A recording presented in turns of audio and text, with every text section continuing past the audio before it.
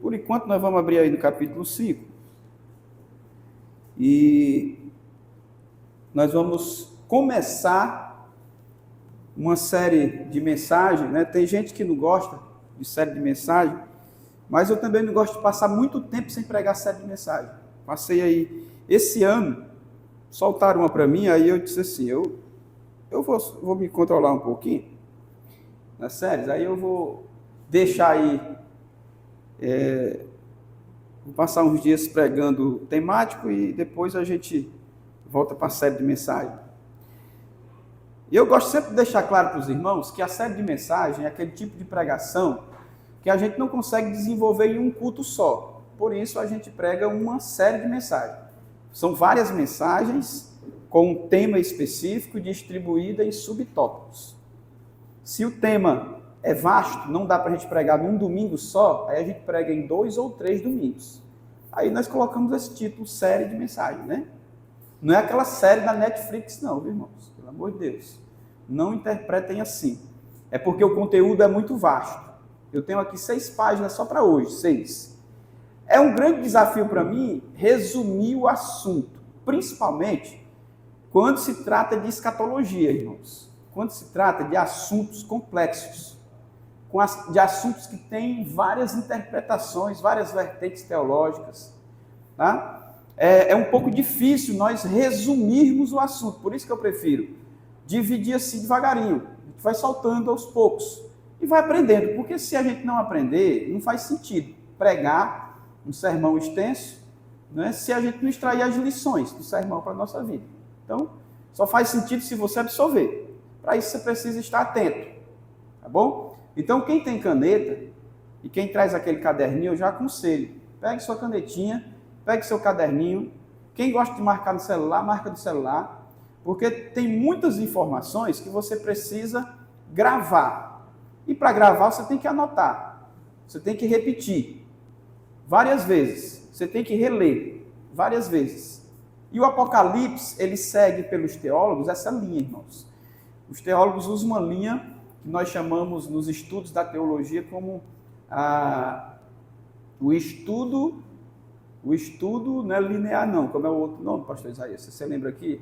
Tem o estudo da recapitulação.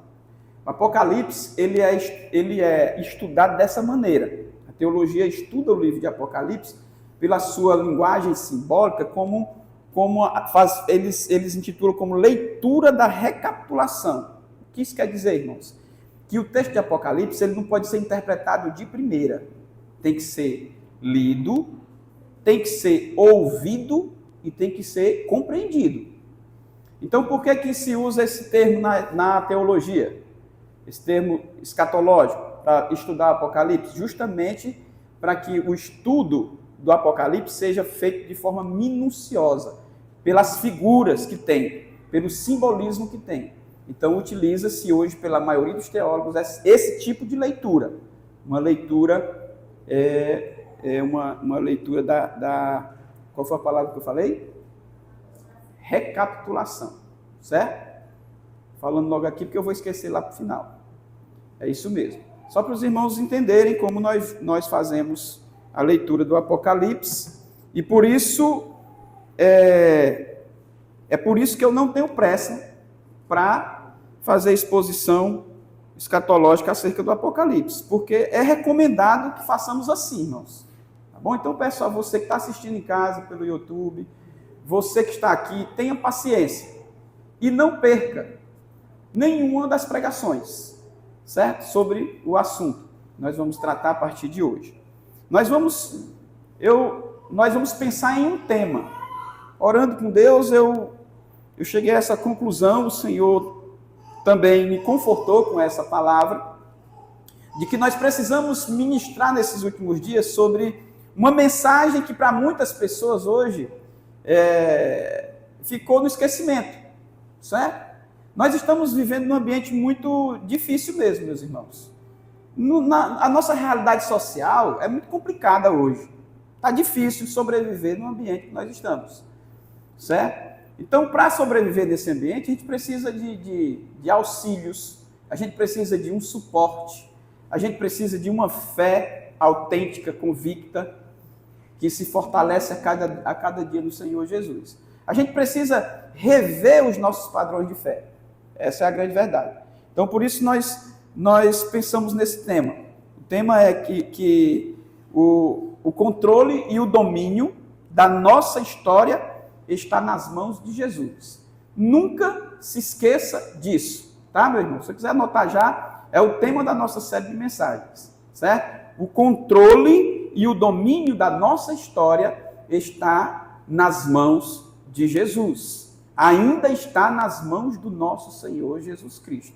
Por mais que o mundo esteja de ponta cabeça, por mais que o mundo esteja virado, a situação do sistema apressado, como bem profetizou Daniel acerca desses dias, por mais que o amor de muitos estejam esfriando, por mais que nós não estejamos mais sabendo lidar com esse ambiente, entenda uma coisa: o Senhor Jesus ainda está no controle da sua história e da minha história, da nossa história.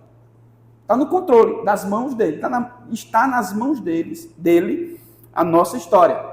E essa história, ela tem um prazo de validade aqui na Terra, irmãos. Nós sabemos disso. Tem um início e tem um fim. Desde que Adão pecou lá no Éden, eu não quero ir depois disso, eu não quero fazer essa exegese mais difícil, né? Para os irmãos, para não complicar a mente dos irmãos, mas lá do Éden para cá, quando Adão pecou, Deus começou um plano de resgate por nós, a raça humana. Ele já tinha lá no céu estabelecido um plano de resgate, ele sabia que nós iríamos decepcionar. E Deus está no controle dessa história, desde o início, desde lá do Gênesis. Está no controle da nossa história, meus irmãos. E não foge, nada foge do controle dele. Tá? Então, o controle e o domínio da nossa história está nas mãos de Jesus. O texto que eu pedi para os irmãos abrirem, está lá em Apocalipse, no capítulo de número 5, os versículos de número 1 ao 14. Vamos fazer a leitura, irmãos. Vamos fazer a leitura. Capítulo 5, versos de 1 ao 14, diz assim, meus irmãos: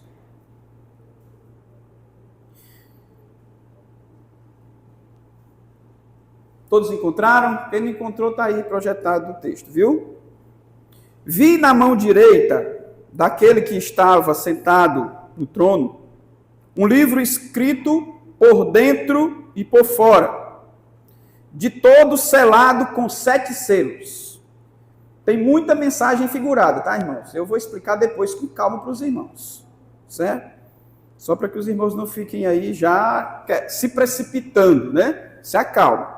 Vamos fazer a leitura e depois nós vamos explicando algumas figuras hoje, depois, nas próximas mensagens, nós vamos explicar as outras. Versículo de número 2, continua dizendo assim: vi também um anjo forte, que proclamava em grande voz: quem é digno de abrir o livro e de lhe desatar os selos? Uma pergunta que esse grande anjo faz.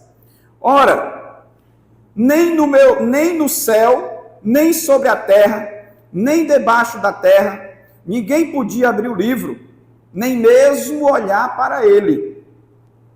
E aí João externa o sentimento. E eu chorava muito, porque ninguém foi achado digno de abrir o livro, nem mesmo de olhar para ele. Todavia, um dos anciãos me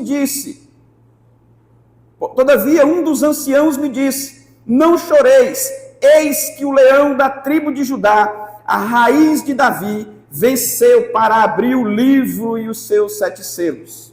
Então vi no meio do trono um dos 4 seres viventes entre os anciãos de pé, um cordeiro como tendo sido morto.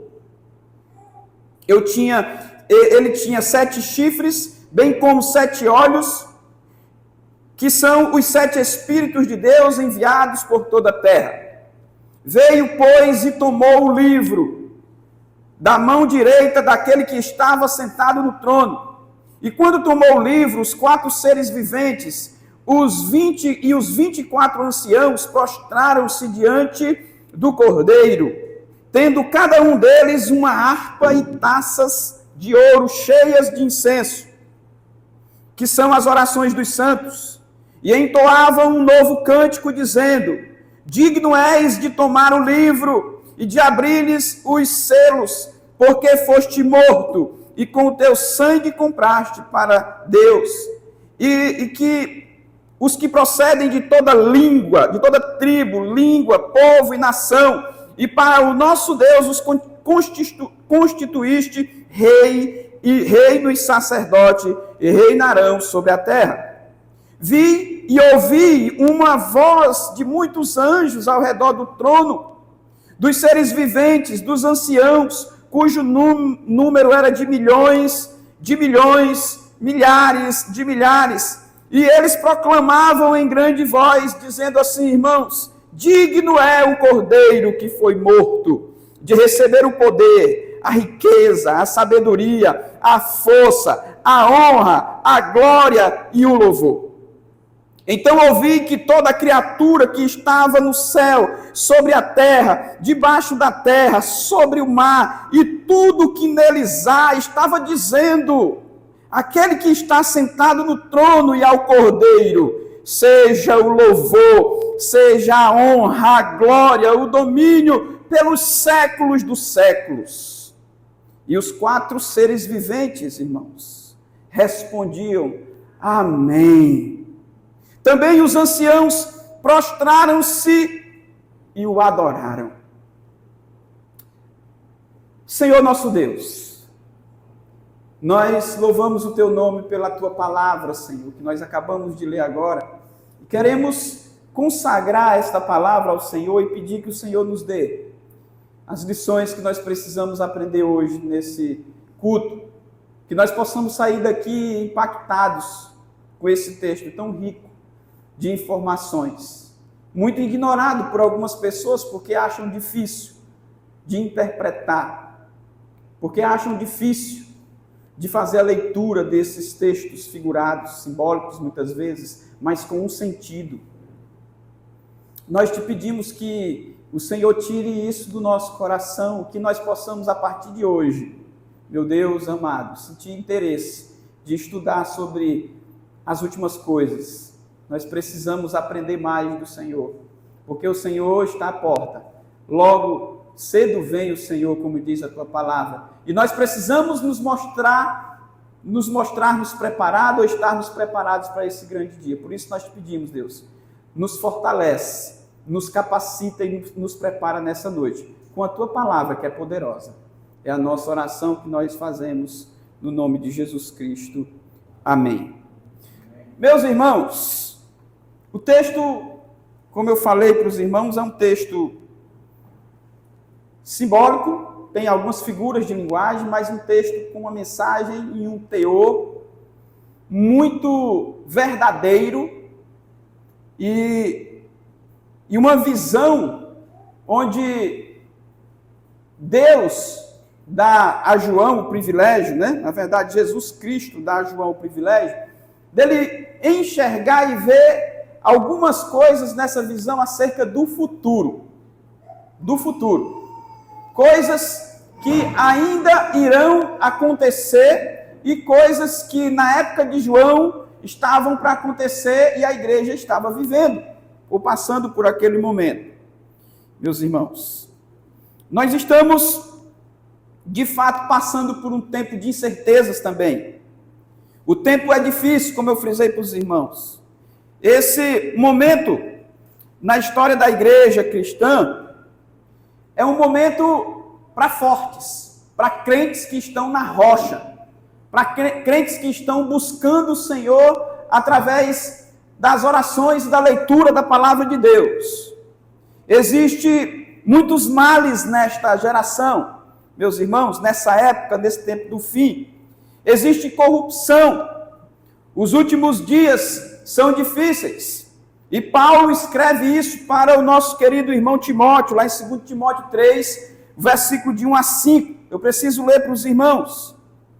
Paulo diz assim, para Timóteo: sabe, porém, isto, que nos últimos dias sobrevirão tempos difíceis, pois os homens serão egoístas, avarentos, jactanciosos, arrogantes, blasfemadores, desobedientes aos pais, ingratos e irreverentes, desafeiçoados, implacáveis, caluniadores, sem domínio de si, cruéis, inimigos do bem, traidores, atrevidos, enfatuados, mais amigos dos prazeres que amigos de Deus, tendo forma de piedade, negando-lhe, entretanto, o poder.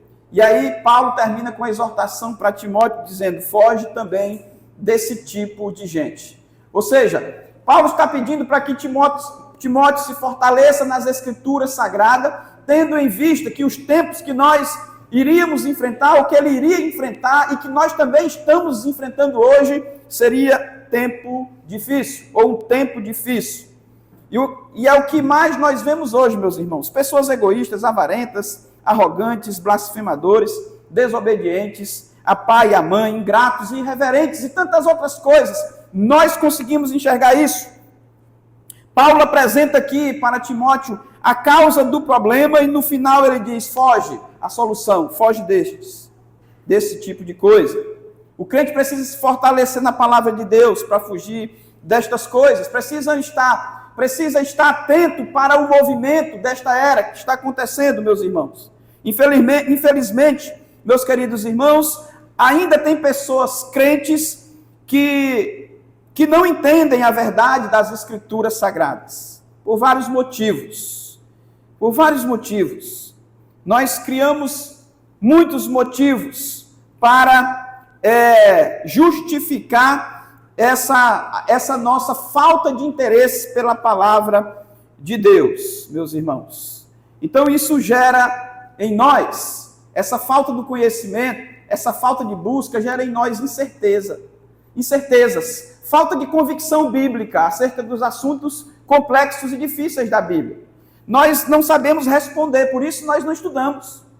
Se eu não me interesso, se eu não busco, se eu não procuro o crescimento, automaticamente eu vou ser um crente, imaturo. Eu não vou crescer, eu não vou amadurecer, eu não vou prosperar, eu não vou estar preparado para a vinda de Jesus Cristo. Por isso, nós precisamos refletir sobre esse assunto, meus irmãos, hoje.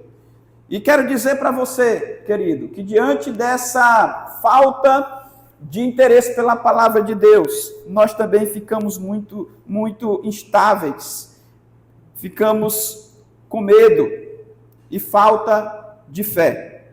Qualquer tipo de tempestade que vem sobre nós queremos desistir da vida, sim ou não? Falta do conhecimento, falta de preparo, irmãos. Nós precisamos nos preparar para o que vem. E não vem coisa boa não, gente. Eu não sei de onde é que o povo romantiza demais as coisas da Bíblia.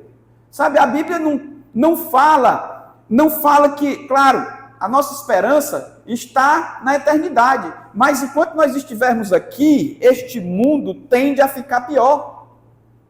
Paulo falou que nos últimos dias seriam dias difíceis, porque os homens, as mulheres, o mundo ia girar em torno da corrupção, da desobediência, da falta de reverência, com pai, com mãe, com Deus e por aí vai. Então não vem tempos bons para nós enquanto nós estivermos aqui. A nossa esperança, ela está tão somente no Senhor. E o preparo, irmãos, é de fundamental importância para nós. Crente precisa estar preparado. Crente precisa estar ligado. Crente precisa estar antenado para as coisas que estão acontecendo. Para que quando essas avalanches chegarem até você, você esteja pronto para montar uma estratégia para se desviar dessas tempestades que vêm. Não espere a tempestade chegar. Não espere o problema chegar. Exerça a sua fé antes do problema chegar. Busque a Deus. Esteja em oração sempre, clamando ao Senhor por isso, para que Ele fortaleça a sua fé, para que Ele tire de você o medo, a insegurança, a incerteza. Se aprofunde nos estudos da palavra de Deus. Às vezes, nesse ambiente, nós achamos que as coisas saíram do controle. Mas não saiu do controle, irmãos. Deus ainda está no controle da nossa vida. Jesus está no controle da história da igreja ainda hoje. Diante dos dilemas que nós passamos, diante dos problemas que nós enfrentamos, sejam eles nas áreas físicas, né? Enfermidades, sejam eles nas áreas financeiras ou em tantos outros. Parece que nós achamos que não tem mais solução, não tem mais jeito, mas Deus, Jesus, está no controle da sua e da minha história. Ele está controlando ainda. E nós precisamos ter essa certeza. Interessante, queridos irmãos, que na leitura que nós fizemos de Apocalipse 5, nós podemos observar que João teve uma visão.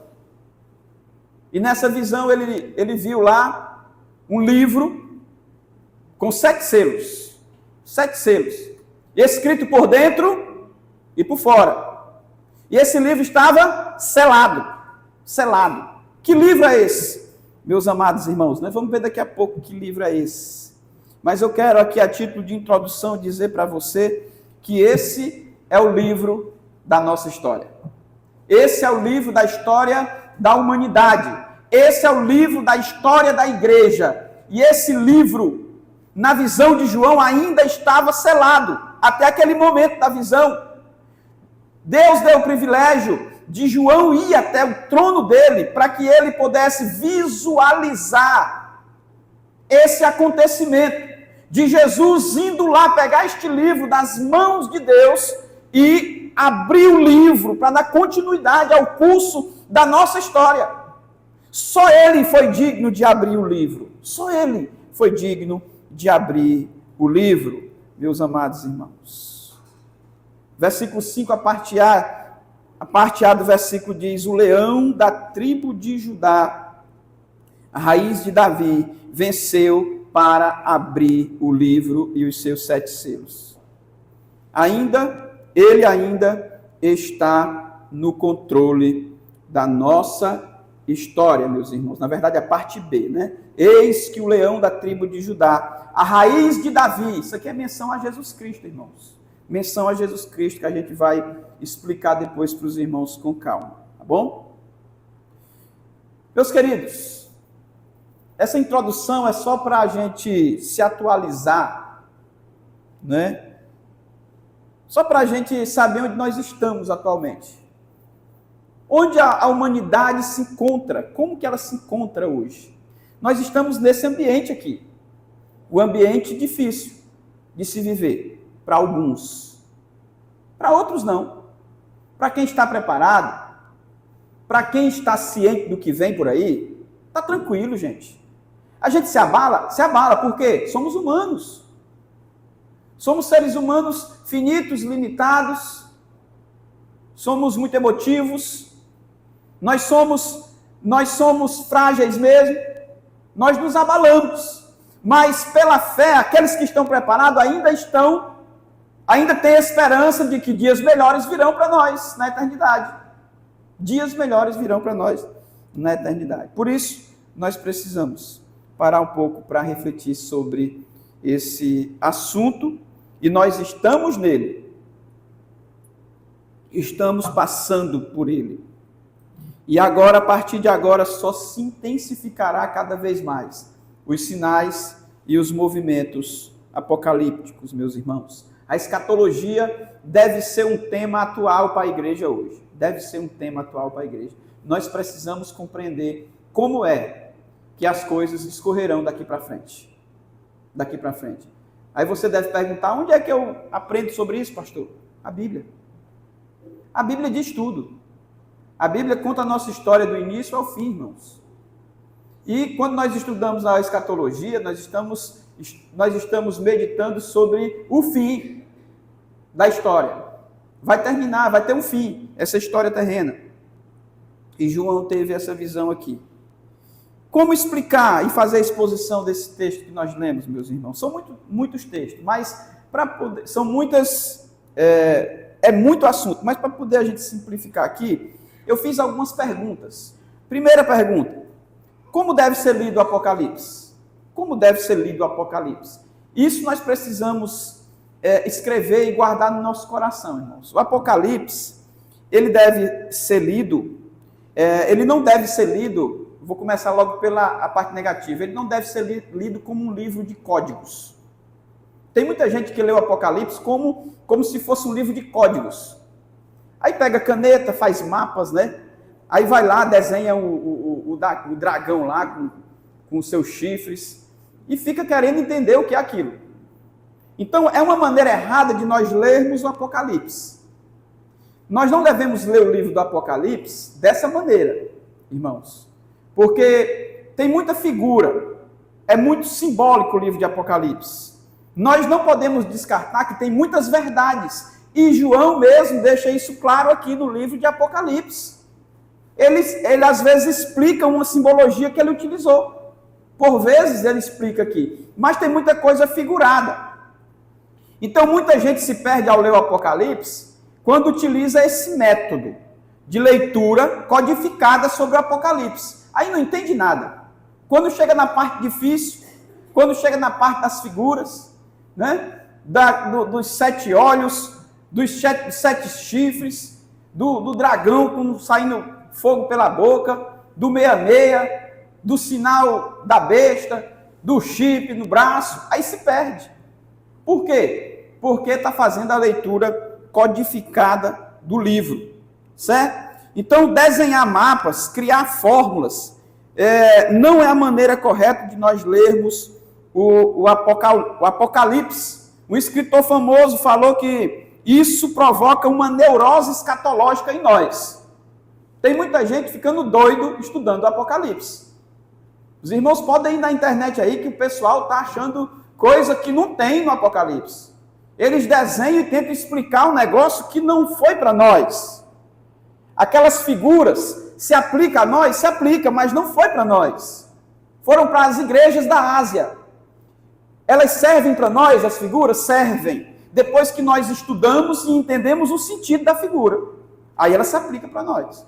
Mas as figuras naquela época eram uma linguagem literal. Era uma linguagem metodológica dos hebreus, irmãos. Não literal, né? Era uma linguagem que eles compreendiam. Por isso que João utilizou aquelas figuras. E o Apocalipse ele deve ser lido desta maneira. Sempre fazendo a leitura da recapitulação. É a forma certa. Toda vez que você lê um texto do Apocalipse, você vai recapitular. Você vai ver outros textos, você vai ver contexto histórico, textos que têm uma ligação histórica, e para você definir o seu conceito acerca daquilo que você está lendo. Usar a forma codificada não é a melhor forma, não é a melhor maneira, certo? Por isso que o Apocalipse tem que ser um livro que tem que ser estudado, tem que ser estudado. E aí a gente vai bem devagarinho, nessa série de mensagem, estudar o assunto proposto aqui, de que Jesus ainda está no controle da nossa história. Queridos irmãos, esse tipo de obsessão, né, de pessoas que ficam preocupadas em estudar o Apocalipse dessa maneira codificada, criando mapas, códigos, essa obsessão ela contradiz o título do livro. E faz com que a gente fique com muito receio de ler o livro. Isso é disseminado no nosso meio cristão, evangélico. Tem muita gente que faz um terror enorme. O Romário brincava muito sobre isso aqui na igreja. Ele parou um pouco mais. Mas antigamente o Romário falava assim: no dia que eu pegar o púlpito para pregar, é só Apocalipse. Aí os irmãos fazem o que fizeram agora, quando eu disse Apocalipse 5. Vixe! Sabe por que a gente fica com esse receio? Porque as pessoas estão passando esse medo de estudar Apocalipse. Os crentes têm medo de estudar Apocalipse. Tem muitos pastores que não pregam sobre o Apocalipse. Por quê? Por conta disso, desse receio, de não trazer uma explicação que convença, e tem muitas coisas que não convencem. Mas nós temos aqui, meus amados irmãos, nós temos uma maneira de estudo que vai trazer um sentido para aquilo que a gente está estudando. E o texto faz todo sentido. O próprio nome, meus amados irmãos, do livro Apocalipse tem um sentido. O nome Apocalipse vem do grego apocalipsis, que significa revelação, que significa que tem a ver com tirar o véu, que tem a ver com descortinar, que tem a ver com mostrar aquilo que está escondido. Então o livro de Apocalipse não quer tornar a sua compreensão difícil, mais clara. Apocalipse é revelação, é tirar o véu, é descortinar, significa isso. É tirar aquilo que cobre, ou seja, o conceito do oculto, né? do escondido. É isso que o Apocalipse quer fazer. Ele quer mostrar, ele quer revelar. Por que nós achamos a leitura do Apocalipse tão difícil? Se a própria palavra diz que é um livro de revelação. De revelação. Né? Então a gente precisa começar desse pressuposto aí, irmãos. A maneira em que nós devemos fazer a leitura, ou que o livro do Apocalipse deve ser lido. Tá bom? O livro do Apocalipse deve ser lido, deve ser compreendido por aqueles que estão estudando, tá certo? O simbolismo do Apocalipse é outra coisa que a gente precisa, antes de entrar aqui mesmo na exegese do texto, ou na exposição do texto, a gente precisa compreender. Primeiro, a forma da leitura, isso aqui é algo essencial. Não leia o livro do Apocalipse de qualquer jeito, nem como códigos e mapas. Não fique tentando datar as coisas, porque acerca disso ninguém sabe, nem o próprio Jesus, nem o próprio Deus, ou nem o próprio Jesus, né? Quando estava aqui na Terra, ele não falou que sabia. A gente sabe que agora no ambiente eterno, quer dizer, a gente não sabe porque a gente não vai lá, mas a gente sabe que o nosso Senhor Jesus Cristo, ele tem poder e domínio sobre todas as coisas, mas quando ele esteve aqui, ele disse, nem eu sei, só o Pai sabe o dia em que essas coisas irão acontecer. E ficar datando, codificando, é muito problemático para nós, tá certo? Então o simbolismo no Apocalipse é algo que deve ser também considerado e relevante para nós, tá, meus irmãos? Apocalipse 1:3 diz assim, meus irmãos, bem-aventurados aqueles que leem e aqueles que ouvem as palavras da profecia, tá aí, bem pertinho, né? Da profecia, e guarda estas coisas, ou guarda as coisas nela escritas, pois o tempo está próximo. O próprio livro aqui, logo no início, quando Jesus revela para João a visão, né? Primeiro ele diz que é palavra de João, no versículo 1, né? Ele diz aqui, deixa eu só voltar aqui, pronto. Revelação de Jesus Cristo, que Deus lhe deu para mostrar aos seus servos as coisas que em breve devem acontecer, certo? Então, primeiro Jesus revela as coisas que em breve vai acontecer. Aí no versículo 3 ele diz, bem-aventurado aqueles que leem e aqueles que ouvem as palavras da profecia. Irmãos, as cartas em pesquisas que eu fiz, a carta do Apocalipse, ela foi lida nas igrejas da Ásia. Nós sabemos que foram, tá aí depois, a gente não vai entrar nessa parte. Mas elas foram lidas pelos anjos da igreja na época, as pessoas que estavam responsáveis naquela época, de ler a carta de João e explicar para aqueles irmãos daquelas 7 igrejas da Ásia. E ali eles utilizavam essa maneira de leitura, de exposição. Eles liam, tinha alguém que lia a carta, e os irmãos que estavam na igreja, eles ouviam. Então, por isso que ele faz menção aqui, ó, bem-aventurado aqueles que leem, aqueles que ouvem.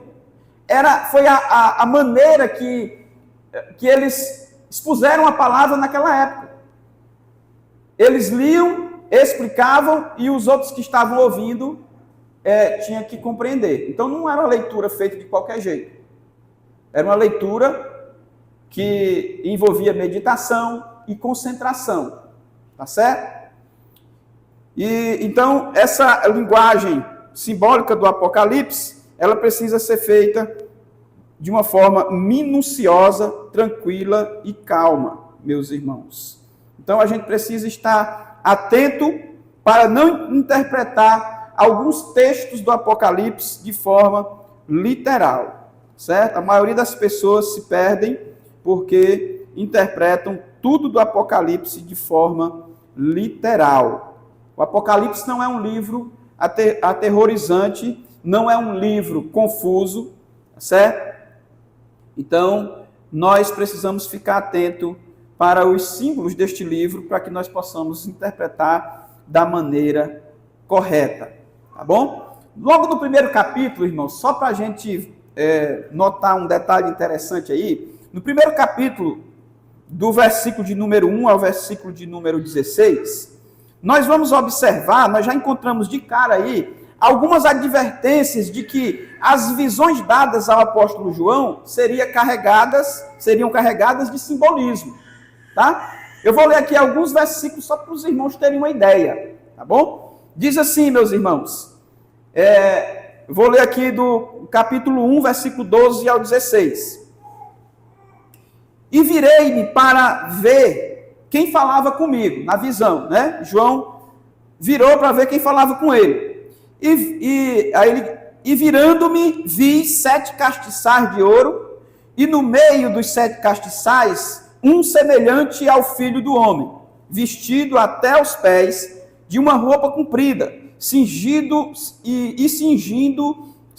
no tórax com um cinto de ouro, e a sua cabeça e os seus cabelos eram brancos como a lã branca, como a neve, com os seus olhos, e os seus olhos como chama de fogo, e os seus pés semelhante ao latão reluzente, como se tivessem sido refinados numa fornalha, e a sua voz como a voz de muitas águas.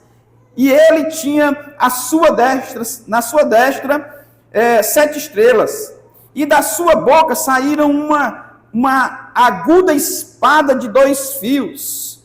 Tem a ver com a espada de Hebreus lá, né? Espada de 2 gumes. E o seu rosto era como o sol, quando na sua força resplandecesse. Pronto. Eu terminei de ler esse livro. Aí eu fico como o Carlinhos está ali agora. Valha Jesus Cristo, o que é isso? Né? Não estou entendendo nenhuma figura dessa. Toda vez que a gente lê esse livro, a gente fica assim, logo aqui de cara, a gente percebe que o livro do Apocalipse tem muitos simbolismos, mas tudo isso aqui tem um sentido. Então, quando a gente vai ler o Apocalipse, a gente fica preocupado porque nós não estamos entendendo o que está dizendo aqui. E isso é constatado mundialmente, que o brasileiro, me desculpa a expressão, irmão, é preguiçoso para ler, é preguiçoso para estudar. Eu sou brasileiro, eu também estou nessa vibe aí. Às vezes a gente tem preguiça de se aprofundar nos estudos. Às vezes nós temos preguiça de procurar compreender o que significa isso, mas está lá na Bíblia e tem um sentido. Então a linguagem, perceba aí, irmãos, que a linguagem desse primeiro capítulo, o livro já vai revelando como ele é.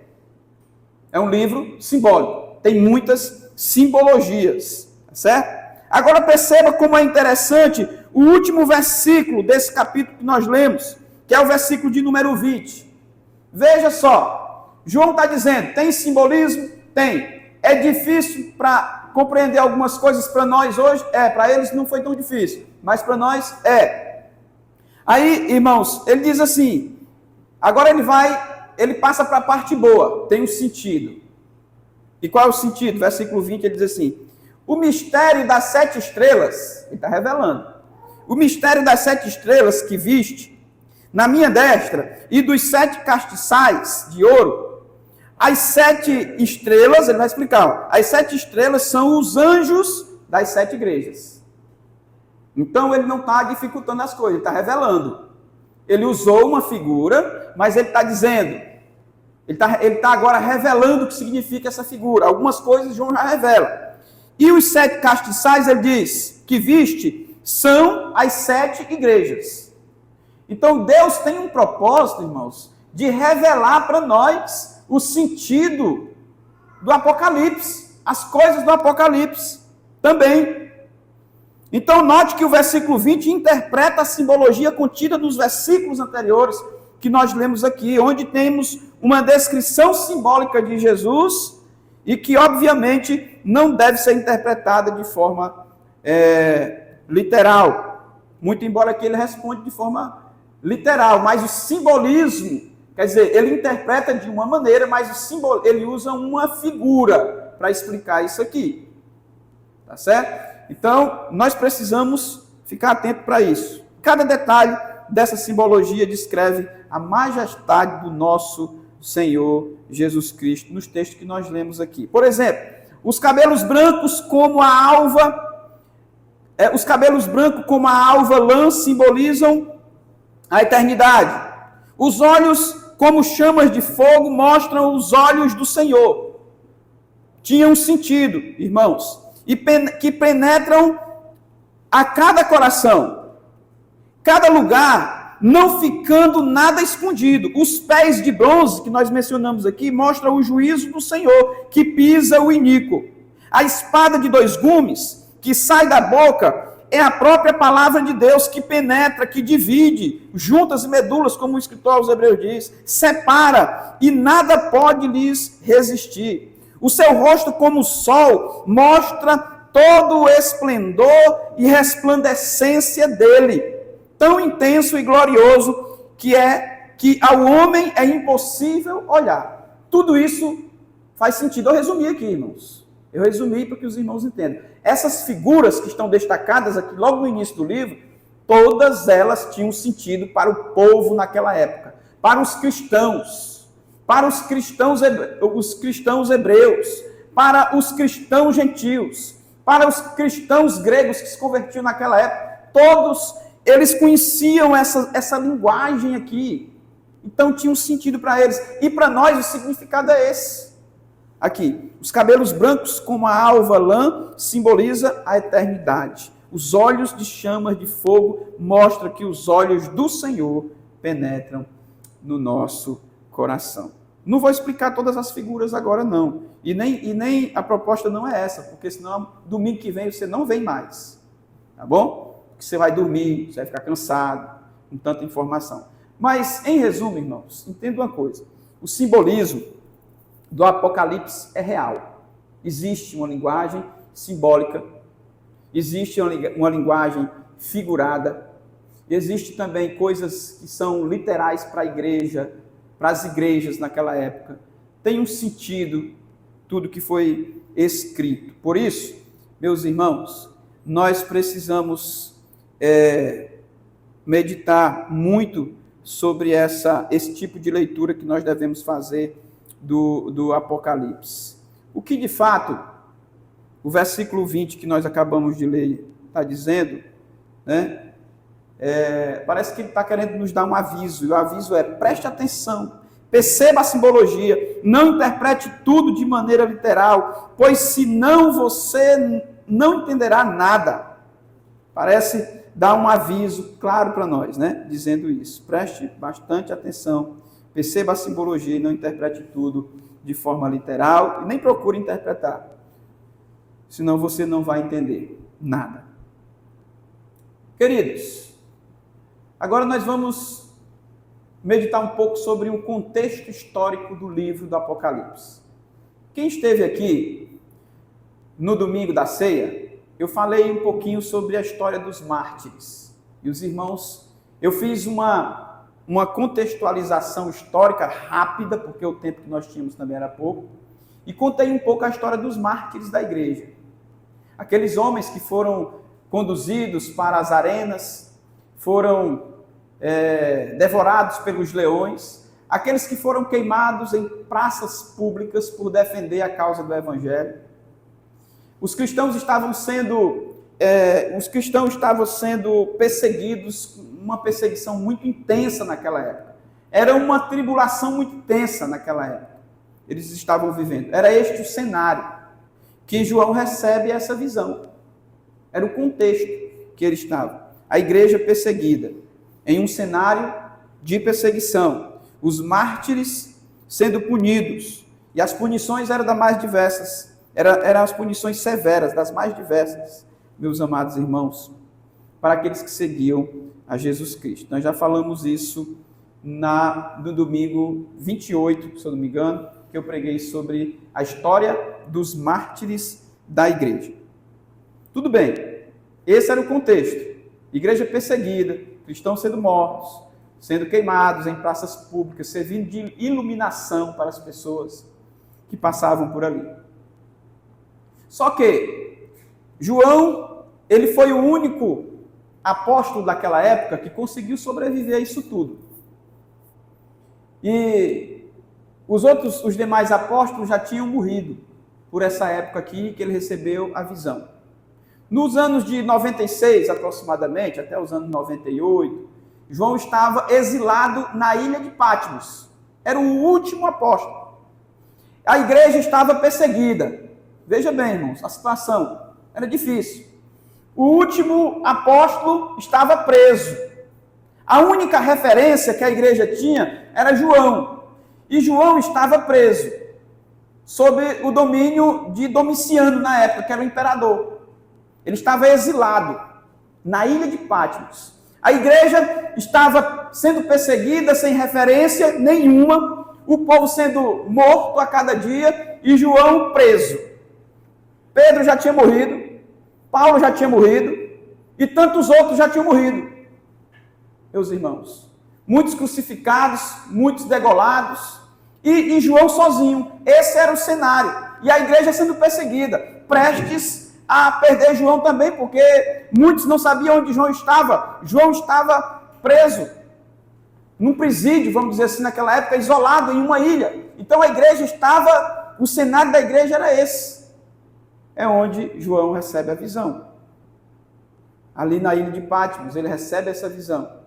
E essas palavras aqui, esse era o contexto que João estava, meus irmãos, nesse período em que ele recebeu a palavra. A igreja era perseguida duramente. Todos os apóstolos já haviam sido mortos, com exceção de João, que era o último apóstolo ainda vivo, porém estava prisioneiro no Império Romano. O imperador havia declarado para o império que ele seria o Deus do povo naquela época. Ele era o Deus e as pessoas tinham que cultuar o imperador. Era um cenário difícil. Quem não cultuasse o imperador era perseguido. E os cristãos não cultuavam o imperador. Por isso eram perseguidos, mortos e presos. Meus irmãos. Então João aparece nesse cenário de perseguição, após ser exilado na ilha de Patmos, com uma mensagem de encorajamento para a igreja perseguida no primeiro século. E a mensagem de encorajamento, foi a mensagem que ele teve nas visões, meus irmãos. Essa mensagem foi a mensagem que Cristo deu para ele de encorajamento para as igrejas naquela época, meus amados. Atenção! Que nós temos que dar nesse período da igreja é justamente para a situação que ela estava enfrentando naquela época. Um momento de tribulação e de perseguição. A gente fica pensando hoje, irmãos, nas pequenas perseguições e tribulações que nós passamos na vida. A gente fica às vezes sem rumo e sem direção. Perseguição não é nem tão intensa, a gente fica sem rumo e sem direção. A igreja do primeiro século sofreu uma tribulação maior do que a que nós sofremos hoje, né? E às vezes, diante das pequenas perseguições, nós desistimos de tudo. Mesmo nós compreendemos que nós temos a palavra de Deus para nos confortar, para nos dar esperança, mesmo assim nós desanimamos. Mesmo assim nós retrocedemos. Mesmo assim nós queremos desistir da vida. Esse povo aqui, nesse cenário, eles continuaram crendo em Jesus Cristo e nas palavras de João. O objetivo principal do livro do Apocalipse, irmãos, era confortar a igreja de Cristo diante das provações naquele mundo que eles estavam, né? Diante das provações do mundo que eles estavam e também das provações desse mundo que nós estamos aqui hoje enfrentando. É o principal objetivo do livro do Apocalipse. Confortar a igreja diante do cenário que nós estamos enfrentando hoje, meus irmãos, de provação, e de dificuldade que nós estamos vendo. É visível e é claro, meus queridos. Deus está nos mostrando que está atento às nossas lágrimas. Deus está nos mostrando, como mostrou para João lá no Apocalipse, para a igreja, as igrejas naquela época, as igrejas cristãs naquela época, que Ele está atento às nossas aflições e que existe uma guerra espiritual muito maior do que se imagina para nós, mas a vitória nossa está em Jesus Cristo, tá certo? Porém, a vitória de Cristo é garantida, meus irmãos. A igreja vai vencer Satanás, a igreja, e seus agentes e os seus seguidores. A vitória da igreja está garantida. O livro do Apocalipse ensina que a igreja não deve temer. Nós não devemos temer. O Senhor Jesus está no controle da história da igreja. Apocalipse 17, capítulo 14, diz assim, meus irmãos: estes combaterão contra o Cordeiro, e o Cordeiro os vencerá, porque é o Senhor dos senhores, o Rei dos reis. Vencerão os que estão com ele, chamados eleitos fiéis. A igreja vencerá, meus irmãos. O Cordeiro vencerá. E quem está em Cristo vencerá com ele, porque ele está no controle da história. Ele venceu por nós. Então, os chamados eleitos e fiéis vencerão com ele, com o nosso Cordeiro. O Senhor, o Rei dos reis, ele vencerá conosco. Esse é o objetivo principal do Apocalipse: confortar a igreja de Cristo diante das provações que ela passa, que ela vem passando, que ela vem sofrendo ao longo da história. Se você acha que é perseguido por causa de Jesus, Jesus está dizendo nesse texto aqui, meu querido e minha querida irmã, que você vencerá com ele, porque ele é o Cordeiro de Deus que venceu o mundo. Ele venceu para abrir o livro que estava selado com os 7 selos, escrito por dentro e por fora. E nesse livro está a minha e a sua história. E ele está dizendo aqui: o Cordeiro venceu. Estes combaterão contra ele. Muitos virão sobre nós. Muitos tentarão nos desviar da presença do Senhor, mas nós estamos com o Cordeiro. Ele diz: e o Cordeiro vencerá, porque é o Senhor. Chegamos então, irmãos, na visão do trono de Deus. João, ele tem uma visão no capítulo 4. No capítulo 4 começa dizendo assim, irmãos, eu vou ler só o primeiro versículo, só para os irmãos entenderem. O 1 e o 2, diz assim, de Apocalipse. Tem como título a visão do trono de Deus. Depois destas coisas olhei, e eis não somente uma porta aberta no céu. Interessante, né? Você está num sonho, vamos dizer assim. Eu já vi um irmão contando isso para mim. Pastor, eu tive um sonho. E nesse sonho eu estava no céu. Eu nunca tive esse sonho, irmãos. Sabe uma coisa que eu fico assim pedindo a Deus, que eu vejo os irmãos contando para mim, e eu peço todo dia a Deus quando vou dormir: Senhor, me leva do céu. Queria ver essa porta aberta, né? Aí João está dizendo aqui: depois dessas coisas, olhei e eis não somente uma porta aberta no céu, como também a primeira voz que ouvi, como a de trombeta ao falar comigo, dizendo: sobe para aqui, e te mostrarei o que deve acontecer depois destas coisas. Aí no versículo 2 ele diz: imediatamente eu me achei em espírito. Tem muita gente que se perde nisso aqui. João está deixando claro aqui: eu me achei em espírito. E eis armado no céu um trono, e no trono alguém sentado. A visão do trono de Deus. Começa aqui, irmãos, João contando, né, a história de como foi essa visão. Depois, no capítulo 4, não vou ler o capítulo 4, porque a exposição para hoje é do capítulo 5, ele vai discorrendo e dizendo e contando como foi essa visão, detalhando tudo. Aqui o que nós precisamos saber é que ele teve a visão do trono de Deus.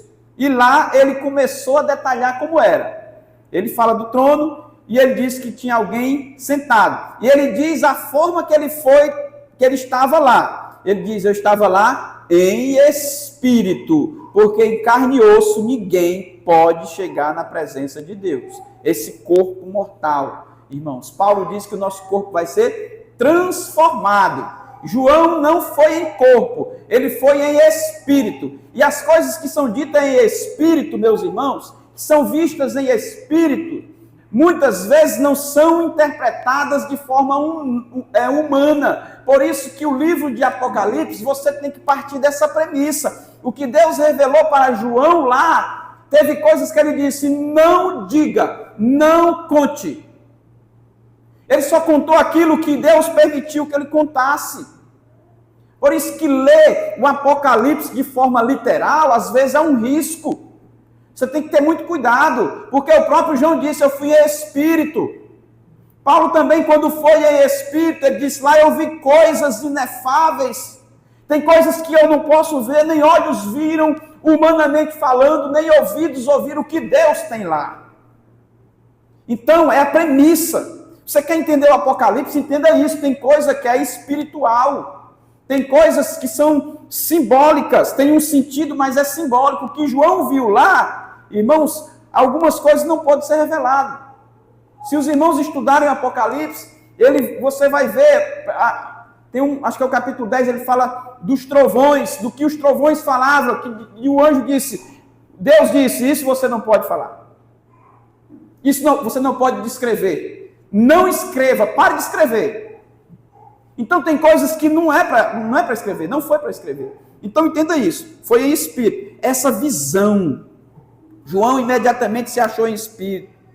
Ou seja, ele não subiu ao céu fisicamente, nem mesmo viu e ouviu essas coisas com os seus olhos e ouvidos carnais. Ninguém suportaria ver o que João viu em corpo humano. Portanto, ele teve uma visão.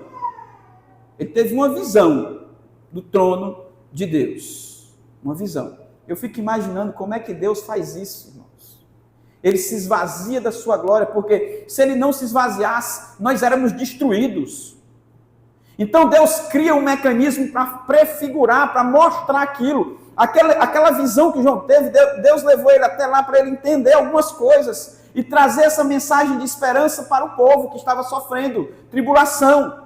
O povo precisa dessa boa notícia. O povo precisa ter esperança.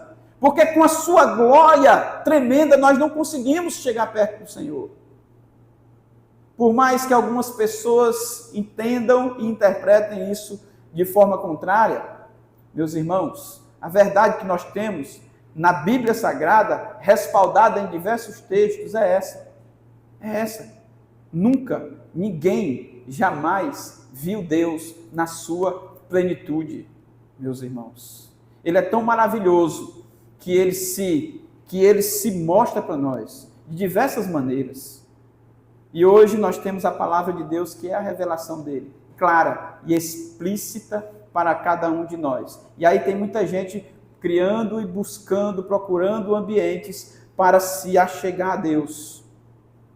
Né? Pessoas que fazem nada contra as campanhas, nada contra ir para o monte, mas tem gente buscando coisas, se sacrificando para que Deus se revele para ele de uma forma que diferente. E Deus se revela para nós pelas Escrituras, irmãos.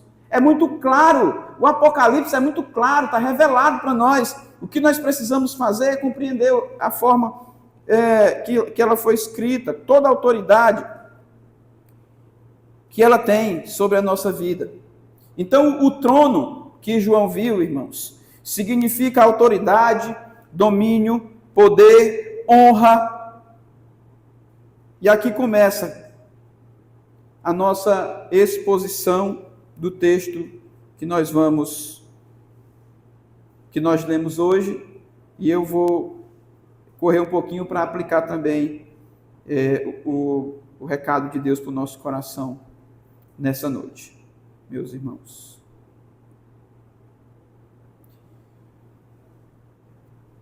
E eu vou tentar resumir por conta do tempo. Nos versículos de 1 a 4, meus irmãos, do texto que nós lemos, aí você pode deixar exposto aí, irmã Caiane, o capítulo 5. Os versículos de 1 a 4, o texto mostra que tem um tema principal nesses versículos. O tema principal desses versículos, ou dessa parte dos versículos, 1 a 4, é o livro celestial. O livro celestial. Eu vou ler aqui os 4 versículos bem rapidinho, eu vou mencionar, dar ênfase só no livro. Ó. Versículo 1 diz assim: vi na mão direita daquele que estava sentado no trono, o quê? Um livro escrito. João viu. No versículo 2 ele diz assim: vi também um anjo forte, que proclamava em grande voz: quem é digno de abrir? O livro celestial. Versículo 3 ele diz assim: ora, nem no céu, nem sobre a terra, nem debaixo da terra, ninguém podia abrir o livro.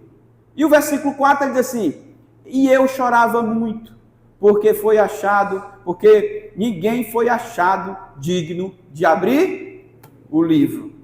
Ou seja, os versículos de 1 a 4, irmãos, está falando sobre o livro celestial.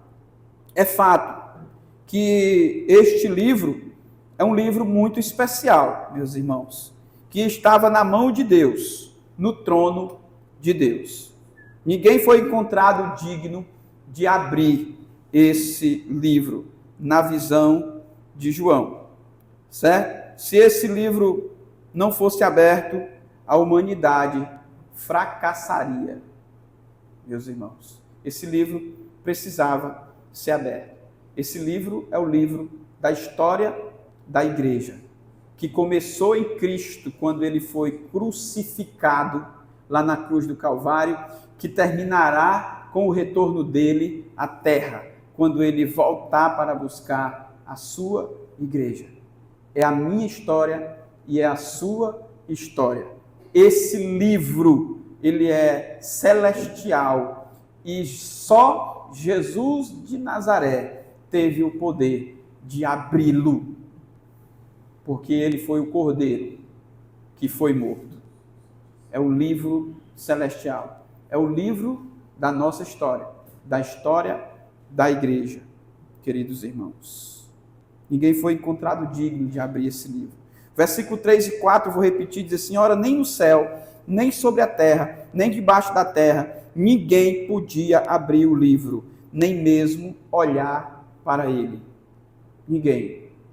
Aí então João diz, ele externa o seu sentimento dizendo: e eu chorava muito, porque ninguém foi achado digno de abrir o livro, nem mesmo de olhar para ele. Eu fico imaginando, irmãos, João era a última referência do cristianismo naquela época, do povo cristão. Diante de tudo que ele tinha passado, ele já tinha sido jogado num caldeirão de óleo quente, e a igreja sendo perseguida, e João vendo seus irmãos sendo martirizados, João vendo a dor que aqueles irmãos estavam sentindo, os pais de família perdendo seus filhos, suas esposas. Aí João tem essa visão. Quando ele chega na visão, Deus leva para ele ter essa visão, ele chega lá e diz: agora não tem mais jeito, não tem nem ninguém que abra o livro, que traga uma esperança, uma alegria, um novo ânimo para essa igreja. Eu também choraria muito, irmãos, porque nós lutamos. Claro que nós não trabalhamos com a lei, nós não difundimos essa ideia da lei do retorno, é tudo pela graça de Deus. Mas, irmãos, para João e para aqueles que estavam ali, eles estavam lutando por uma causa, e de repente eles se vê sem esperança. Naquele momento, eu também chorava muito. E eu creio que você também, se passasse por essa situação, você chorava muito. Porque você defendeu uma causa, você lutou por ela, E quando a gente só luta por uma causa que nós temos esperança. Nós lutamos por uma causa que nós sabemos que vai terminar bem. Então João teve esse sentimento naquele momento como uma pessoa, um sentimento de tristeza. Ele chorava muito. Nos versículos 5 ao 7, irmãos, do Apocalipse, fala do Cordeiro Celestial. Agora nós vamos ver a figura de Jesus. Primeiro João tem a visão do trono de Deus, ali, do livro, né? Lá no trono. E depois ele vê, o texto continua dizendo, nos versículos de 5 ao 7, estou resumindo aqui, esses versículos falam do Cordeiro Celestial. E o Cordeiro Celestial, irmãos, ele é apresentado aí no versículo de 5 ao 7. Eu vou ler aqui, na visão de João. Todavia, um dos anciãos me disse, não chores, eis que o leão da tribo de Judá, a raiz de Davi, em algumas Bíblias tem o L maiúsculo e um R maiúsculo, certo? Isso aqui está dizendo, está confirmando que é o próprio Senhor Jesus Cristo. Ele era o leão da tribo de Judá, o rei que dominava com autoridade na tribo de Judá. Ele é a raiz de Davi, da árvore genealógica, né, de Davi. Ele é o próprio Jesus das profecias que foram cumpridas no Novo Testamento. Esse Jesus aí. Aí está dizendo aí, venceu para abrir o livro e os 7 selos. E aí continua dizendo, então vi no meio do trono, dos 4 seres viventes, e entre os anciãos, um de pé, um cordeiro como tendo sido morto. Como tendo sido morto. Isso aqui aponta para a cruz, irmãos. O cordeiro como tendo sido morto foi o próprio Jesus que foi morto na cruz do Calvário. É esse cordeiro. Certo? E ele tinha 7 chifres, bem como 7 olhos, que são os 7 Espíritos de Deus, enviados por toda a terra. E o versículo 7 ele conclui dizendo, veio, pois, e tomou o livro da mão direita daquele que estava sentado no trono. Ou seja, a menção aqui é ao Cordeiro Celestial, o próprio Jesus Cristo. Ele tomou o livro da mão de Deus, que estava sentado no trono, para dar continuidade à história. É interessante, irmãos, que aqui ele usa alguns múltiplos de 7. Eu não sei se os irmãos... Ele usa o número 7. Mas outra coisa interessante, só a título de informação, para os irmãos ficarem atentos. Eu não vou lembrar de todos aqui. Mas, quando nós estudamos a escatologia, os números são muito importantes. Por quê? Os números representavam muita coisa para o povo hebreu naquela época. Então, as letras hebraicas, todas elas são acompanhadas de números, e tem um sentido. Por isso que a linguagem do Apocalipse é uma linguagem que era compreendida no Antigo Testamento. Então, os números têm sentido. E toda vez que você estiver estudando o Apocalipse, vão se repetir alguns números. Número 7, número 4, número 10, número 3... número 6, e todos têm um significado. Toda vez que nós observamos o 7 no Apocalipse, está se falando de algo perfeito, de algo completo, de uma verdade. Por isso que os anjos lá embaixo e os seres viventes dizem amém. É certo o que Jesus está falando, é certo o que está escrito no Apocalipse 5. O Cordeiro, o leão de Judá, ele venceu mesmo. O número 7 é utilizado aqui na figura de Cristo, o Cordeiro de Deus. Então, irmãos, o número 7 basicamente é o número, eu vou explicar aqui para os irmãos da forma que eu estudei e eu trouxe isso para os irmãos. O número 7 no Apocalipse representa a totalidade, ou seja, de algo completo. Sendo assim, uma boa explicação sobre o porquê das 7 igrejas, ele usa aqui o exemplo das 7 igrejas, é a indicação de que o livro é ainda atual para os dias de hoje. Aí a mensagem futurista do livro de Apocalipse ainda é real. Nós estudamos o Apocalipse porque ele é relevante para os nossos dias, porque é algo completo. E o número 7, aqui ele está fazendo menção às 7 igrejas. As 7 igrejas hoje, daquelas 7 igrejas, foi que o cristianismo foi expandido no mundo. Para nós ainda significa muita coisa, é completo. A escatologia da igreja hoje, ela é completa, serve para nós. E o número 7 tem esse sentido, totalidade, algo completo. E aqui no texto que nós acabamos de ler, ele usa essa figura aqui, né? Sobre o Cordeiro de Deus. Ele fala de 7 o quê? Deixa eu achar o versículo aqui. 7 chifres, bem como 7 olhos. Depois eu vou explicar para os irmãos o que é isso aqui. Não é nessa pregação não. Certo? Os 7 chifres e os 7 olhos, né? Eu sei que muita gente que estuda já sabe o que significa aí. Tá certo? Mas, e também é um assunto muito complexo. Tem várias vertentes, várias interpretações e vários pensamentos acerca disso. A gente procura o mais bíblico, o mais coerente e distribui para os irmãos no momento oportuno, porque senão nós não vamos ter tempo hoje aqui. Certo? Então, meus irmãos, o leão da tribo de Judá venceu. E o leão da tribo de Judá seria o Messias, o Salvador, que governaria e unificaria todas as nações sob o nome de Deus. Então, é a figura que João utiliza aqui e que a voz fala lá para João, né? O leão da tribo de Judá, o Cordeiro celestial, venceu para abrir o livro, tá? Nos versos de 8 a 10, do capítulo 5 ainda, irmãos, aqui nós vamos ver que esses versos falam sobre a adoração do Cordeiro pelas criaturas viventes e anciãos, certo? Depois que o Cordeiro é reconhecido como sendo aquele que vai abrir o livro, depois que ele é reconhecido, ele é adorado pelos os anciãos, certo? E os seres viventes. Versículo de 8 a 10.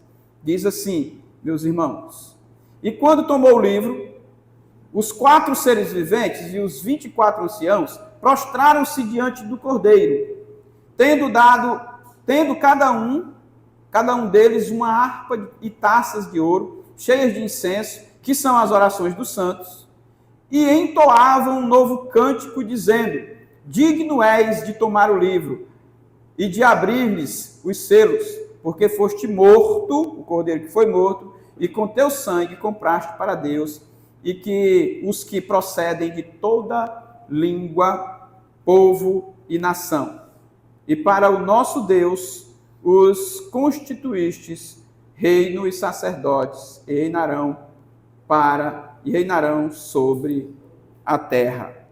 Tá? Então, a adoração dos seres está aí do versículo, e dos anciãos, do versículo 8 a 10. Quem são os 24 anciãos, irmãos? Existe João viu, né? João viu 24 anciãos nessa visão, certo? Assentados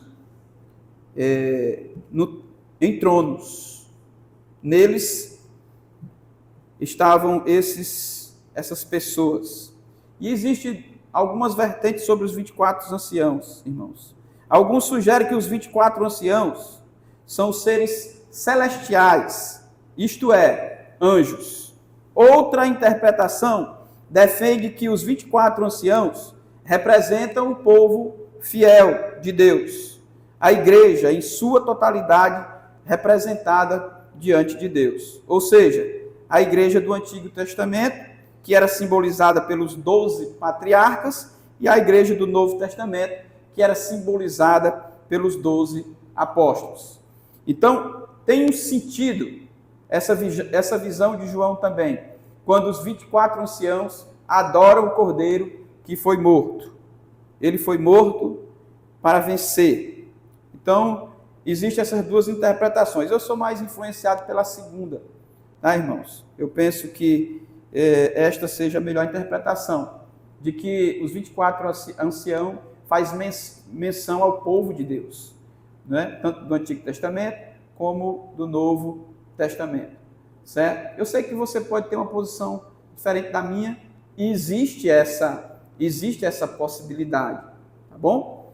De você conjecturar os 24 anciãos aí como sendo anjos também, não sei, né?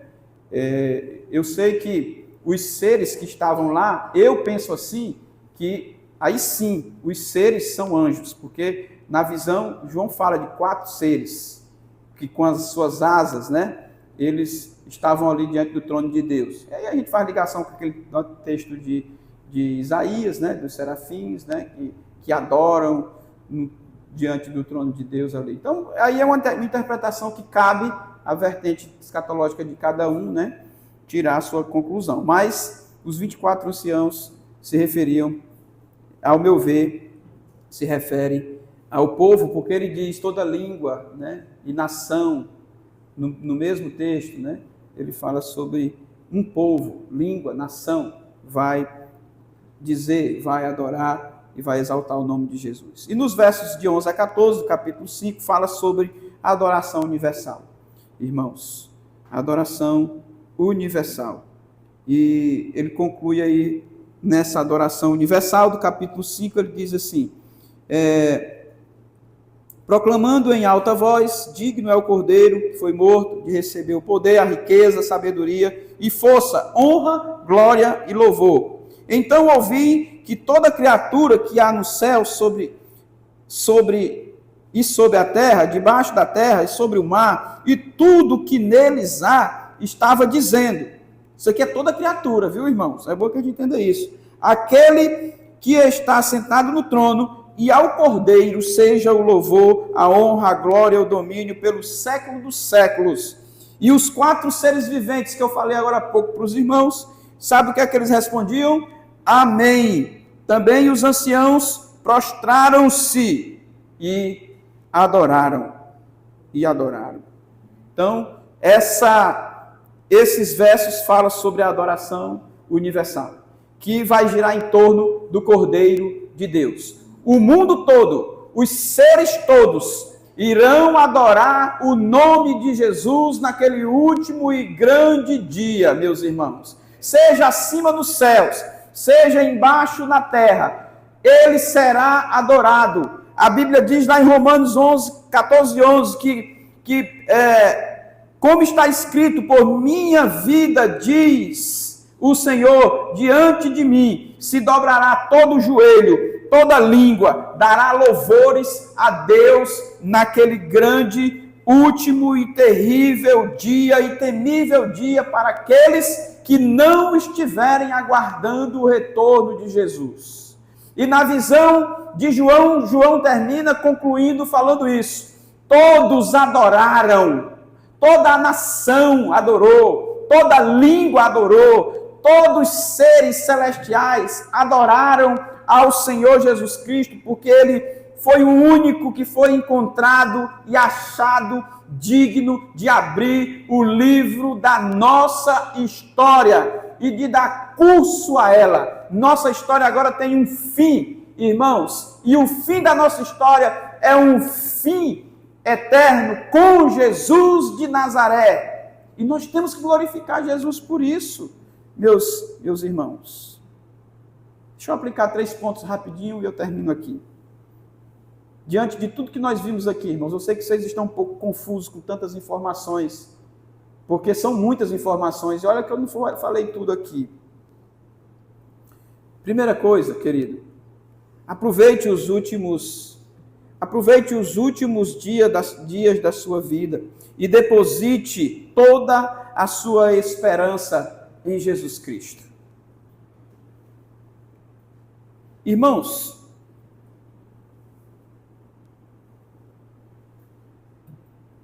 a nossa vida, eu costumo sempre dizer, ela tem prazo de validade. A nossa história é muito curta da vida humana, ela vai cessar, ela vai acabar. A nossa vida ela é um sopro, né? Um sopro. E nós precisamos... Ai, começou. Eu achava que ia dar até o final. E nós precisamos, meus irmãos, depositar nossa esperança em Jesus, aproveitando as últimas oportunidades que nós temos. Jesus ainda está na história, na nossa história. Versículo 4, João disse assim: eu chorava muito. Eu não me achava quando ninguém foi achado digno de abrir o livro. Porque a vida de João não fazia sentido nenhum, irmãos, sem Jesus. Eu não sei como você está hoje aqui. Eu não sei o que é que você acha da sua vida. A minha particularmente, não faz sentido nenhum sem Jesus. Sabe o que é que me alegra, meus irmãos? É porque ele ainda está na minha história. E eu ainda tenho chance e oportunidade de mudar a minha vida enquanto ele está no controle. Isso conforta o meu coração. Ainda tem solução para nós. Para a nossa teimosia, para o nosso orgulho, para o nosso ego. Talvez tem muitos crentes, ou tenha muitos crentes por aí, chorando como João. Por não entender o sentido da vida nesse momento que você está passando. Tribulação, de dificuldade. Não chores, não chores. João chorava muito porque naquele momento da visão ele ficou sem esperança. Talvez você esteja sem esperança também hoje. Mas aproveite os últimos dias da tua vida. É melhor você morrer com Cristo do que sem Ele. Sabe por quê, meus irmãos? Porque sabe o que foi que a voz disse lá para João? Ele disse assim, olha: todavia um dos anciãos, versículo 5, me disse: não chores, eis que o leão da tribo de Judá, a raiz de Davi, venceu para abrir o livro e os 7 selos. A esperança para João, ela voltou a ser real. A esperança para você pode voltar a ser real a partir de hoje. Jesus venceu e a sua história ainda está em andamento. Não perca a oportunidade. Não perca os últimos dias da sua vida. Você vai correr, e no final da sua vida você vai fazer o que Salomão diz: vaidade de vaidade, tudo é vaidade. Você quer entender o sentido da vida? Lê Eclesiastes capítulo 12. Você vai ver. Ele fala da velhice. No final ele termina dizendo: sabe qual é o sentido da vida? Ele diz: a suma é: teme a Deus e guarda os seus mandamentos. Sem Jesus nós estamos fadados ao fracasso, meus queridos irmãos. A nossa vida é muito curta. E tem muita gente despreparada. Tem muito crente despreparado para enfrentar esses dias difíceis que vem pela frente. Nós precisamos nos preparar no Senhor Jesus Cristo. Ainda tem tempo para você está aqui escutando essa palavra, tem tempo para você se tornar diferente. Jesus está voltando, não é brincadeira não, meus irmãos. Jesus está voltando, e como você vai ser encontrado aqui? Pense nisso, reflita nisso. Segunda coisa, aplique para a sua vida essa lição: não deposite a sua confiança em nenhum outro ser acima nos céus, nem embaixo na terra, que não seja Jesus. Tem muita gente depositando confiança em tantas coisas. Esses dias, irmãos, nada contra, me perdoe os católicos aqui, desceu uma santa de helicóptero aqui na cidade, meu Deus. E uma multidão de pessoas buscando ou focando a sua fé naquela imagem de escultura. Eu sei, justificativas nós temos, várias justificativas. Mas, irmãos, o que nós observamos na visão de João, no versículo 3, é que ele diz assim: ora, nem no céu, nem sobre a terra, nem debaixo da terra, ninguém podia abrir o livro, nem mesmo olhar para ele. Ninguém podia abrir o livro. Então, depositar confiança em qualquer outra coisa é perca de tempo. Jesus disse: sem mim nada podeis fazer. A tua história só faz sentido em Jesus, porque é Ele que é o dono dela, da tua história e da minha história. Não faz sentido sem Jesus, irmãos. Não faz sentido sem Jesus. Buscar solução em meios, buscar solução, sei lá, em ídolos, não faz sentido para nós. Por quê, irmão? Porque buscaram acima do céu, não encontraram ninguém. Buscaram embaixo na terra, não encontraram ninguém digno de abrir o livro. Ninguém digno de abrir o livro. Só encontraram um, que foi o Cordeiro. O Cordeiro. O Jesus que nós servimos.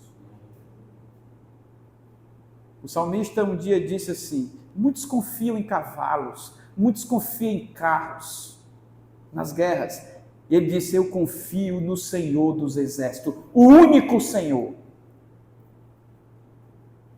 que vence, que veio para vencer. E ele vence. E Jesus veio para nos dar a vitória. Por isso que nós somos mais do que vencedores em Cristo Jesus. Em que você está confiando hoje? Você está depositando sua confiança em quê? Em quê? Pense nisso, reflita nisso. Terceiro e último, meus irmãos, se você não receber Jesus como o seu único Salvador da sua vida e da sua história, você não merece o céu. Você não merece o céu. Você não vai para o céu. Trocar o termo merece. Você não vai para o céu. De acordo com o que nós lemos aqui, meus irmãos.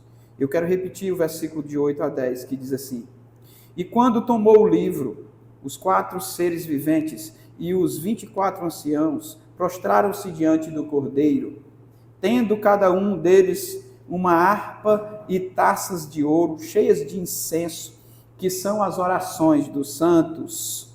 Isso faz sentido para a nossa vida.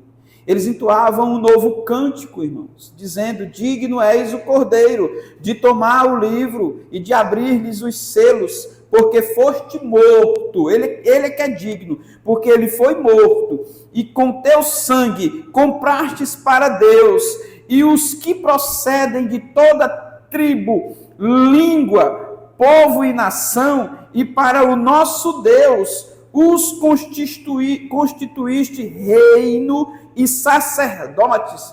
Faz menção com o que Pedro fala em Pedro 2,9 lá, que nós somos sacerdotes, sacerdócio real, nação santa. Ele que nos deu esse privilégio, meus irmãos. Ele comprou com sua própria vida. Ele nos comprou com sua própria vida. Ele lavou os nossos pecados. Ele continua dizendo: e reinarão sobre a terra. E vi e ouvi uma voz de muitos anjos ao redor do trono, dos seres viventes e dos anciãos, cujo número era de muitos, irmãos, milhões e de milhões, milhares e milhares. A pergunta que eu faço para você é: será que você está nesses milhões, milhões e milhares de milhares, daqueles que um dia proclamarão a vitória eterna em Cristo Jesus? São milhões, milhares de milhares. Se os anciãos são os representantes do povo de Deus no Apocalipse, nós também seremos esses representantes e estaremos com esse povo no último dia. E seremos um dos milhares e milhares que confessarão que com toda língua, que Jesus Cristo é o Senhor. Ele é o único, a única solução para a sua vida. A sua vida, a minha vida, só faz sentido com Ele, com o Senhor Jesus Cristo. Por quê, pastor? Porque Ele é o dono da nossa história. Só Ele pôde abrir o livro da nossa história, da história da igreja, que começou lá nos mártires e que vai ter um fim. Próxima semana, irmãos, eu estarei pregando sobre os acontecimentos que está na sequência aí dos selos que foram sendo abertos, um a um. Nós vamos entender o que é isso e em que momento da história a igreja está hoje.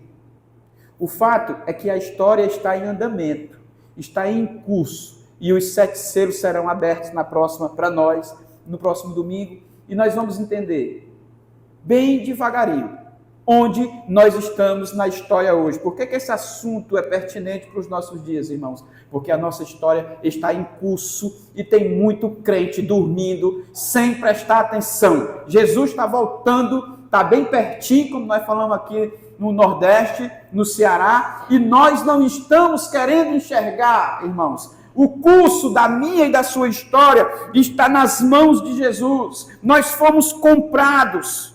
Nós fomos comprados por preço muito alto. O Cordeiro de Deus, ele tem o livro da nossa história em suas mãos. E eu quero concluir, meus irmãos, dizendo para você, o controle e o domínio da nossa história está nas mãos de Jesus.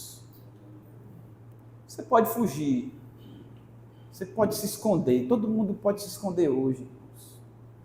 Tem gente que se esconde dos compromissos, tem gente que se esconde do pastor, o pastor quer conversar, a pessoa, não, pastor. Tem gente que se esconde da igreja, tem gente, hoje nós podemos se esconder de todo jeito, tem gente que se esconde no pecado, na mentira. Saiba, querido, que virá um juízo final. Saiba que Jesus está preparando, isso faz parte da história, a gente vai ver no próximo domingo. E isso vai acontecer, isso é real, para nós que cremos na Bíblia Sagrada. Vai acontecer, Jesus vai voltar. E cuide, meu filho, em nome de Jesus. Eu tenho cuidado, eu tenho corrido, não tem sido fácil para mim, irmãos. Nós estamos precisando de purificação. É a hora. Sabe aquelas vestes brancas aqui, que nós vimos aqui, que os anciãos estavam vestidos, vestes brancas, é pureza.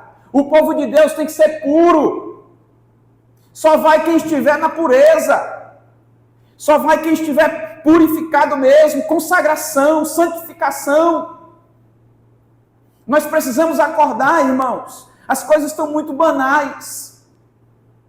Nós estamos negligenciando a melhor parte da vida cristã, o melhor momento que nós temos, que nós estamos tendo a oportunidade de viver, nós estamos perdendo isso.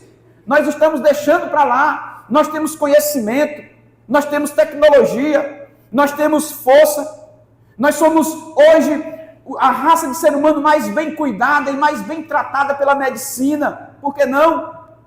E o que é que nós estamos fazendo? Por que nós não investimos na nossa fé? Por que nós não potencializamos isso e atuamos como verdadeiros cristãos? Verdadeiras pessoas que precisam mostrar e testemunhar de Jesus. Nós precisamos fazer a diferença, irmãos, na nossa geração. Está na hora. Consagre-se. Consagre-se. Purifique-se. Busque a Jesus. Cuide de você. Cuide da sua vida espiritual, cuide da sua vida física, emocional. Seja um bom mordomo de Jesus, está na hora. Jesus está voltando. Pense nisso. Sua história está em curso, meu irmão, minha irmã. Foque em Jesus. Ele tem todo o poder, todo o domínio, todo o controle da nossa história.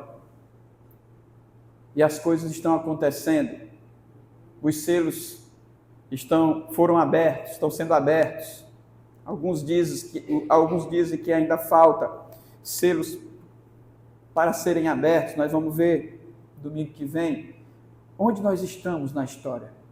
Os irmãos vão ficar apreensivos demais com o que nós vamos trazer à luz das Escrituras no domingo, irmãos. Vai ser um choque de realidade para nós. Está sendo para mim. E eu sei que será também para a igreja do Senhor. O tempo de brincar, parou. Precisamos sermos verdadeiros cristãos. A escatologia do Apocalipse está se cumprindo na vida da igreja, na história da igreja. E é necessário que se cumpra. Vamos ficar de pé, meus irmãos. O controle e o domínio da nossa vida está nas mãos de Jesus de Nazaré.